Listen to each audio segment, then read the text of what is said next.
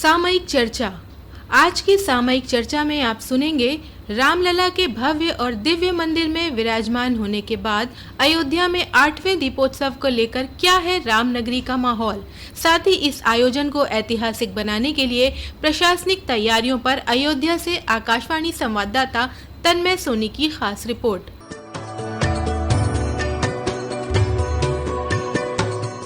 अवधपुरी ममपुरी सुहावन, उत्तर दिशिव सरयू पावन। रामचरितमानस में गोस्वामी तुलसीदास ने इस चौपाई के माध्यम से भगवान श्री राम की नगरी अयोध्या की महत्ता बताई है। दीपोत्सव को लेकर ये नगरी इन दिनों ऐसी सज संवर के तैयार है कि जो भी यहाँ आता है, यहाँ के नज़ारे उसके मन में समाहित हो जाते हैं।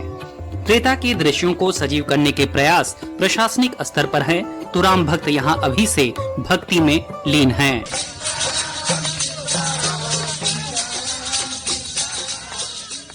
सनातन संस्कृति के प्रमुख रामलला के दिव्य और भव्य मंदिर में विराजमान होने के बाद ये पहला दीपोत्सव है। इसीलिए अपने आराध्य के इस पर्व को लेकर उत्साह और उमंग इस बार अलग ही है। रामनगरी के रहने वालों की खुशी अलग देखने को मिलती है।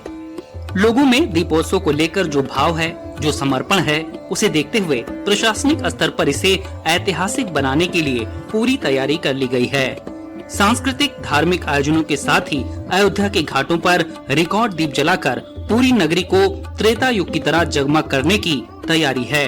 अवध विश्वविद्यालय की कुलपति प्रोफेसर प्रतिभा गोयल ने बताया कि दीपोत्सव में 25 लाख दीप जलाकर अवध विश्वविद्यालय के लगभग 30,000 वॉलंटियर एक नया विश्व रिकॉर्ड बनाएंगे। तैयारियां बहुत सुचारू ढंग से चल रही हैं। पिछले साल 22,23,000 दीपक प्रज्वलित किए गए थे और इस बार टारगेट और भी बढ़ाया है। हमें शासन की तरफ से 25 लाख दिए प्रज्वलित करने का टारगेट दिया गया है और विश्वविद्यालय पूरे मन से उसको पूरा करने में प्रयासरत है। हमारी टीम्स बनाई गई हैं, कई कमेटीज़ बनाई हैं, 25 के करीब कमेटीज़ बनी हैं और इस सारे आयोजन में 30,000 के करीब ये सब लोग वॉलंटियर्स, जिसमें स्टूडेंट्स भी शामिल होंगे बहुत लार्ज नंबर में, वो इस दियों को प्रज्वलित करेंगे। लक्ष्य बड़ा है तो तैयारी भी बड़ी है। वॉलंटियर के प्रशिक्षण से लेकर कोऑर्डिनेशन तक का खाका खींच लिया गया है। दीपोत्सव कार्यक्रम के नोडल अधिकारी SS मिश्रा ने बताया कि दीप कैसे लगेंगे, कहां लगेंगे, उनमें प्रयोग की जाने वाली सामग्री की उपलब्धता से जुड़ी सारी तैयारी पूरी कर ली गई है। 80% तैयारी पूरी हो चुकी है। बहुत कम सामग्री बची है जिसकी प्राप्ति हमें सुनिश्चित करवाना है।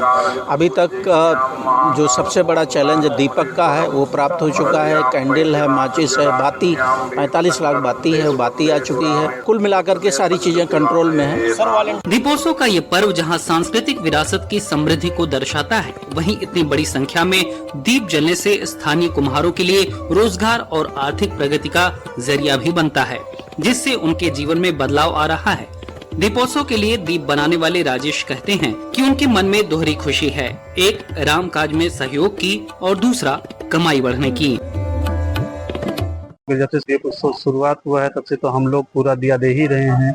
इस साल भी हम लोग पूरा भी दिया बना रहे हैं और इसमें 2.5-3 लाख दिया हम अभी तैयार कर चुके हैं। इसमें और भी हम लोग बना रहे हैं। पहले हम लोग को कोई जानता नहीं था, लेकिन जब से दीपोत्सव शुरू हुआ तब से हम लोग का व्यापार भी बढ़ गया है, तब से बहुत हम लोग आगे बढ़ गए। दीपोत्सव के शुभारंभ में साकेत से 4 किलोमीटर तक शोभा यात्रा में कलाकारों के विभिन्न दलों द्वारा रामायण के प्रसंगों पर आधारित मंचन किया जाएगा। इस बार दीपोत्सव में मुख्यमंत्री योगी आदित्यनाथ के साथ ही केंद्रीय पर्यटन व संस्कृति मंत्री गजेंद्र सिंह शेखावत भी रहेंगे। मंडलायुक्त गौरव दयाल लगातार तैयारियों का जायजा ले रहे हैं। उन्होंने निर्देश दिया है कि आयोजन भव्य और दिव्य हो, साथ ही लोगों की सुविधाओं का भी ख्याल रखा जाए।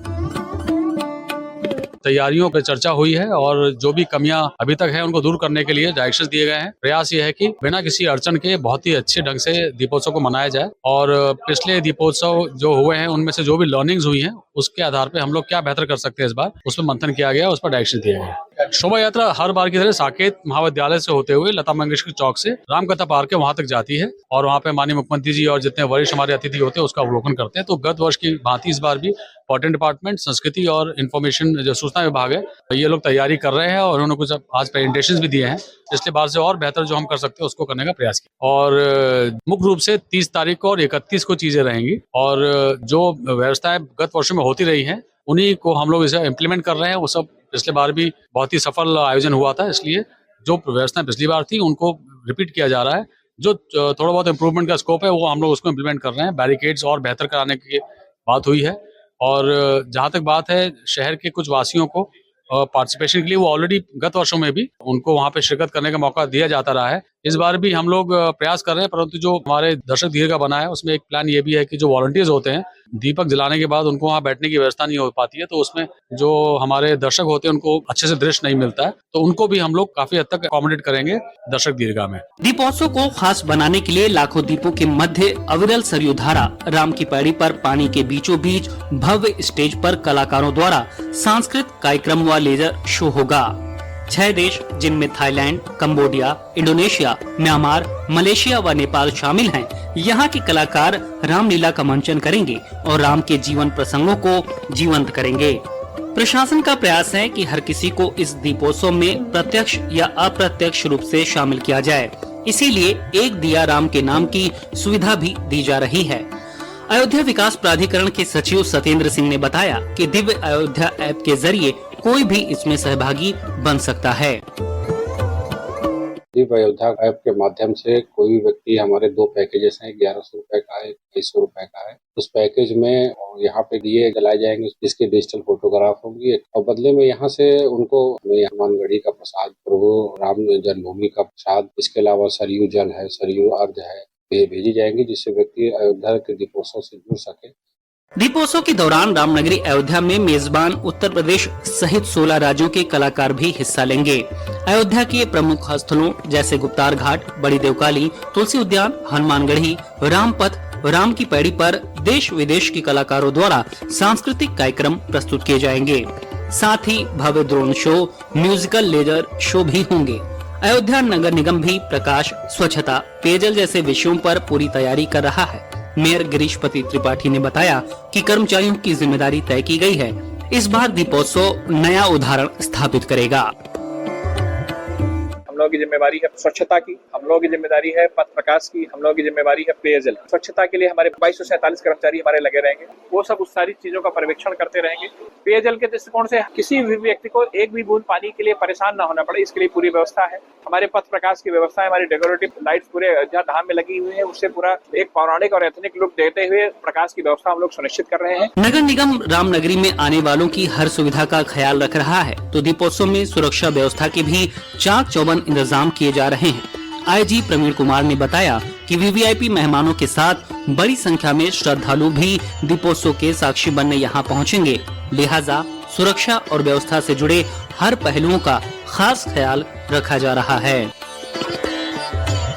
सारी व्यवस्थाएं की गई हैं, लोगों को एहतियातन एडवाइजरीज भी जारी कर रहे हैं। क्राउड मैनेजमेंट, क्राउड कंट्रोल इसमें बहुत महत्वपूर्ण हो जाता है क्योंकि सभी लोग एक निश्चित समय पर वहां पहुंचना चाहते हैं। इसलिए इस बार जो शो है वो बाद में भी चलता रहेगा अगले 2 दिनों तक, ताकि इस अयोध्या के जो लोग इसको देखने से भीड़ के कारण रह जाते हैं तो वो इस बार कोई वंचित नहीं रहेंगे। दीपावली के दिन भी ये शो आयोजित रहेंगे ताकि आम लोग उसको आसानी से देख सकें और दीपावली के इस भव्य अवसर का साक्षी बन सकें। लंका विजय के बाद प्रभु श्री राम के अयोध्या आगमन पर जो आनंद की प्राप्ति हुई थी उसे दीपोत्सव के जरिए साकार करने की कोशिश की जा रही है। आस्था, संस्कृति, कला, धर्म, तकनीक का ये अद्भुत संगम इस बार और खास होने जा रहा है। श्रद्धालु अभी से आनंदित हैं और प्रशासन हर मोर्चे पर तैयार है।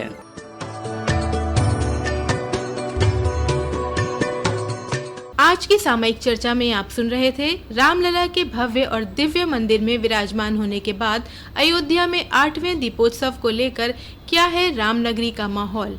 साथ ही इस आयोजन को ऐतिहासिक बनाने के लिए प्रशासनिक तैयारियों पर अयोध्या से आकाशवाणी संवाददाता तन्मय सोनी की खास रिपोर्ट।